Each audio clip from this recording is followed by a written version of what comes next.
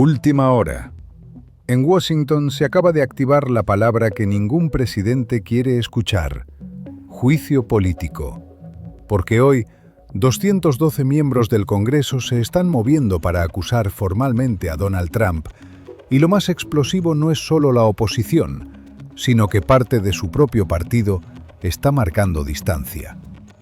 Quédate conmigo, porque lo que está pasando ahora no es solo un escándalo más.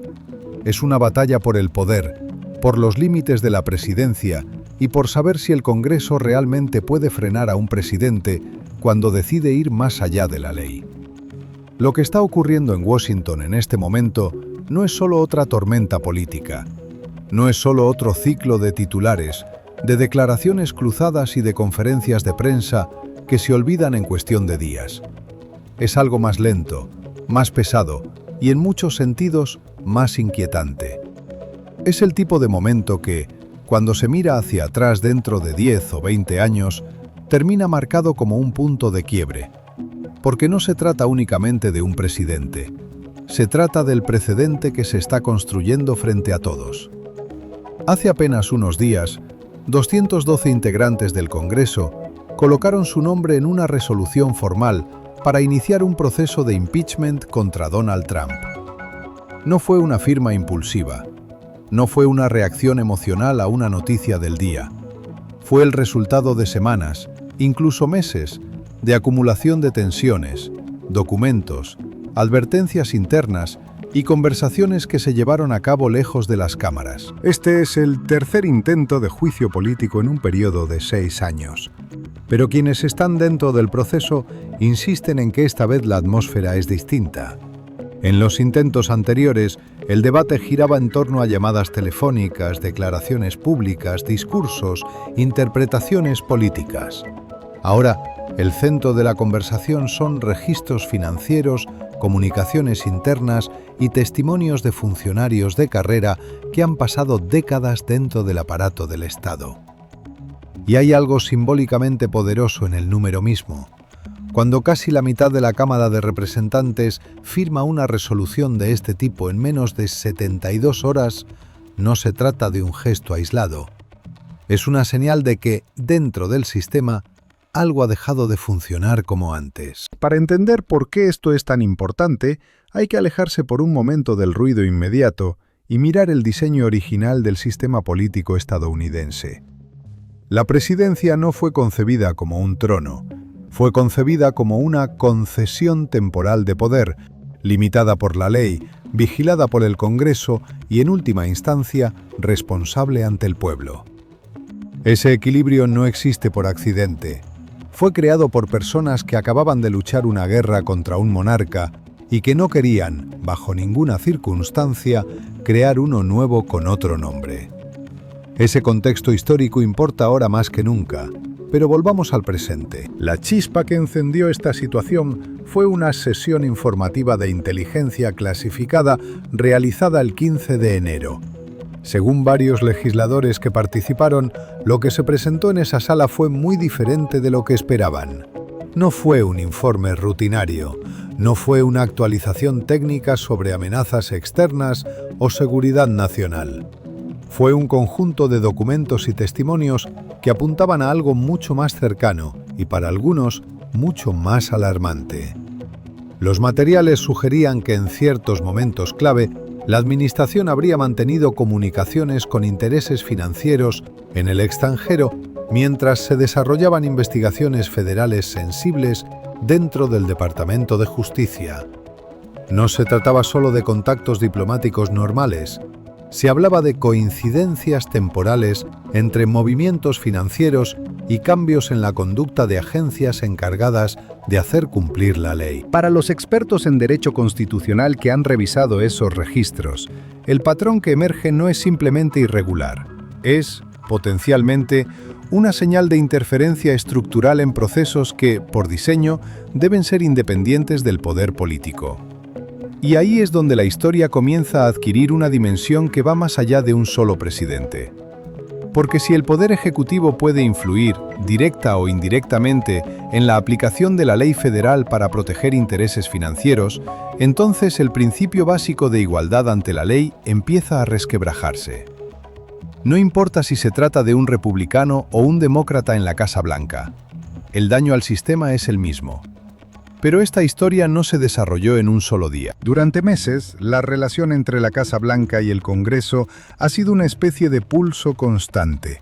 Órdenes ejecutivas que evitan la autoridad legislativa, disputas por nombramientos clave, informes internos sobre posibles vínculos financieros en el extranjero que comenzaron a circular dentro de agencias federales desde septiembre.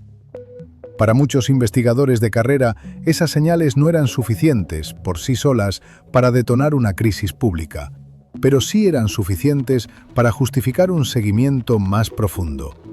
Y ese seguimiento es lo que, según se afirma, llevó a la recopilación de documentos que ahora están en el centro de todo. El 12 de enero, un denunciante del Departamento del Tesoro entregó a investigadores de la Cámara de Representantes un paquete de 847 páginas. Este detalle es importante porque no se trataba de un resumen, ni de una presentación, ni de una selección de fragmentos. Era un archivo extenso, técnico, lleno de tablas, registros de transacciones, marcas de tiempo y comunicaciones internas. 3 personas que revisaron ese material en una instalación segura del Congreso describieron lo mismo, un patrón. No un evento aislado, no una coincidencia. Un patrón que, en su opinión, mostraba una correlación entre movimientos financieros específicos y la suspensión o ralentización de investigaciones federales dirigidas a ciertas entidades. Cuando esas entidades realizaban pagos sustanciales hacia cuentas vinculadas a personas cercanas a la administración, las investigaciones parecían perder impulso. Procesos que estaban activos pasaban a una especie de limbo administrativo. Informes que debían avanzar quedaban archivados. Para un observador externo, eso podría sonar técnico, incluso aburrido. Pero dentro del sistema, ese tipo de correlación es una sirena de alarma. Y luego vino el 14 de enero. Ese día, el Comité Judicial de la Cámara convocó una sesión de emergencia a puertas cerradas en las instalaciones subterráneas del complejo del Capitolio. Es un lugar diseñado para momentos delicados, lejos de micrófonos, cámaras y filtraciones inmediatas. Los legisladores entraron esperando un informe detallado sobre investigaciones en curso. Lo que recibieron, según varios de ellos, fue algo que cambió por completo su percepción de la situación. Uno de los nombres que más llamó la atención fue el del representante Gerald Whitmore, republicano de Ohio. Durante años, había sido un defensor férreo del presidente. En controversias anteriores, había calificado las acusaciones como ataques políticos sin fundamento. Para muchos, era el ejemplo clásico de lealtad partidista. Ese día, sin embargo, algo se quebró. Testigos lo vieron salir de la sala con el rostro pálido, las manos temblorosas. Evitó a los periodistas que se habían congregado en los pasillos. Caminó directo a su oficina, cerró la puerta. Horas después, cerca de las 9 de la noche, su nombre apareció en la resolución de impeachment. En Washington, ese tipo de gesto no pasa desapercibido. Cuando un presidente de comité del mismo partido que el presidente decide firmar un documento de esa naturaleza, el mensaje interno es claro. La evidencia ha superado el umbral de la política. El momento más tenso de esa sesión, según varios representantes presentes, ocurrió durante el testimonio de la subsecretaria del Tesoro, Margaret Collins. Se le preguntó de manera directa sobre los registros financieros y sobre las decisiones que llevaron a la suspensión de ciertas investigaciones. Collins confirmó que analistas de carrera habían identificado irregularidades desde octubre, pero que luego recibieron instrucciones para detener la documentación formal. Informes archivados, procesos congelados, comunicaciones cerradas. Cuando se le pidió que dijera quién había dado esas instrucciones, Collins guardó silencio durante 11 segundos. En una audiencia del Congreso, 11 segundos pueden sentirse como una eternidad. Finalmente, dijo que no podía responder. La representante Diana Thornton, demócrata de California, le preguntó si estaba invocando privilegio ejecutivo. Collins respondió que no. Explicó que responder implicaría revelar información clasificada que, según le habían indicado, podía tener implicaciones para la seguridad nacional. Fue entonces cuando Whitmore formuló la pregunta que, según quienes estaban allí, cambió el tono de toda la sala. ¿Está usted diciendo que la obstrucción de una investigación federal ha sido clasificada como un asunto de seguridad nacional? Collins respondió que las decisiones sobre clasificación se tomaron por encima de su nivel y que se sentía profundamente incómoda con la situación en la que se encontraba. El silencio que siguió fue absoluto. Esa frase, filtrada más tarde, se convirtió en una especie de eje para todo lo que vino después. Una obstrucción envuelta en la bandera de la seguridad nacional. Para los analistas históricos, la comparación con Watergate no tardó en aparecer. No porque los hechos sean idénticos, sino porque el patrón lo es. En el caso de Nixon, lo que finalmente lo derribó no fue el acto inicial, sino el intento sistemático de encubrirlo, de usar el poder del Estado para bloquear investigaciones y controlar la narrativa. Y aquí es donde la historia se amplía más allá de los partidos políticos.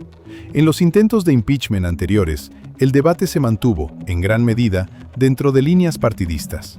En el primero, en el año 2019, la atención se centró en Ucrania y el uso de ayuda militar como herramienta política. En el segundo, en el año 2021, el foco fue el asalto al Capitolio del 6 de enero. Ahora, en el año 2025, la discusión se apoya en algo que trasciende discursos y declaraciones. Documentación financiera, registros bancarios y testimonios de funcionarios que no tienen incentivos políticos evidentes. Y eso ha empezado a cambiar el cálculo dentro del propio Partido Republicano. Expertos legales de distintas corrientes ideológicas han salido a hablar. Algunos que defendieron al presidente en el pasado, ahora dicen que, si los documentos muestran lo que se afirma, estaríamos ante una forma de obstrucción que toca la esencia misma de lo que el juicio político fue diseñado para prevenir. Dentro de las agencias federales, según varios informes, el ambiente es de cautela extrema. Funcionarios de carrera están guardando correos, archivando comunicaciones, creando registros detallados de cada decisión. No porque esperen un escándalo mediático, sino porque saben que, en algún momento, cada paso podría ser revisado por un comité, un fiscal o un tribunal. La Casa Blanca, mientras tanto, ha optado por una defensa agresiva. Se ha descrito la resolución como una conspiración. Se ha acusado a los firmantes de traición. Se ha puesto en duda la credibilidad de los denunciantes. Pero hay un problema fundamental con esa estrategia. Los documentos no provienen de la oposición política. Provienen de instituciones financieras. Provienen de funcionarios designados por la propia administración. Provienen de analistas que han servido bajo presidentes de ambos partidos. Y cuando incluso comentaristas conservadores en el ámbito legal dicen que estas acusaciones encajan exactamente en el tipo de abuso de poder que los fundadores querían evitar, la conversación deja de ser ideológica y se vuelve institucional. En el liderazgo republicano, según reportes, hay llamadas de emergencia, reuniones a puerta cerrada, debates internos sobre qué camino tomar. Algunos creen que cerrar filas es la única opción. Otros temen que defender lo indefendible pueda costarle al partido su credibilidad durante una generación. En la base del presidente, la reacción ha sido de furia. Se habla de primarias, de castigos políticos, de traición. Pero esta vez hay una diferencia clave. No son solo figuras marginales quienes han roto filas. Son personas que hasta ahora habían defendido al presidente en cada controversia. Y eso cambia la dinámica. Ahora, el calendario avanza.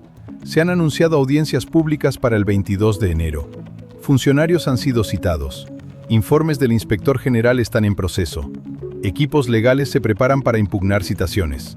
Se discute la posibilidad de invocar privilegio ejecutivo de manera amplia. Mientras tanto, millones de ciudadanos observan, no solo para ver qué ocurre con un presidente, sino para ver qué ocurre con el sistema que se supone debe contenerlo. Porque al final, esta no es solo una historia sobre una persona, es una historia sobre precedentes, sobre qué límites se respetan, sobre cuáles se erosionan, sobre si las reglas escritas en la Constitución siguen siendo barreras reales o simplemente líneas en un documento que pueden doblarse bajo presión política. Lo que suceda a continuación no se medirá solo en votos o en titulares. Se medirá en la confianza de los aliados internacionales, en la estabilidad de los mercados, en la percepción de los ciudadanos sobre si su gobierno sigue siendo predecible, transparente y responsable. Y esa es la razón por la que este momento importa tanto. No sabemos cómo terminará este capítulo. Nadie lo sabe. Pero comprender su estructura, sus patrones y sus implicaciones es el primer paso para no ser solo espectadores en una historia que, de una forma u otra, afecta a todos. Y aquí es donde la historia se vuelve todavía más densa. Porque cuando se habla de juicio político, la mayoría de la gente piensa en un evento puntual, en una votación, en un día caótico dentro del Capitolio. Pero en realidad, lo que se ha activado es un proceso largo, técnico y profundamente político, uno que se mueve a través de comités, audiencias, citaciones, documentos clasificados y negociaciones a puerta cerrada que casi nunca llegan a los titulares. En este momento, detrás de las cámaras, los equipos legales de la Cámara de Representantes están revisando miles de páginas de registros, cruzando fechas, firmas, marcas de tiempo y cadenas de custodia. Están reconstruyendo cronologías. ¿Quién habló con quién? ¿Cuándo se tomó cada decisión? ¿Quién dio cada orden y bajo qué justificación? Porque en un juicio político, los detalles no son accesorios. Son la diferencia entre una acusación que se queda en discurso y una que puede sostenerse en el Pleno del Senado. Y mientras eso ocurre, la Casa Blanca no se queda inmóvil. Abogados, asesores políticos y estrategas de comunicación trabajan en paralelo para construir una narrativa completamente distinta.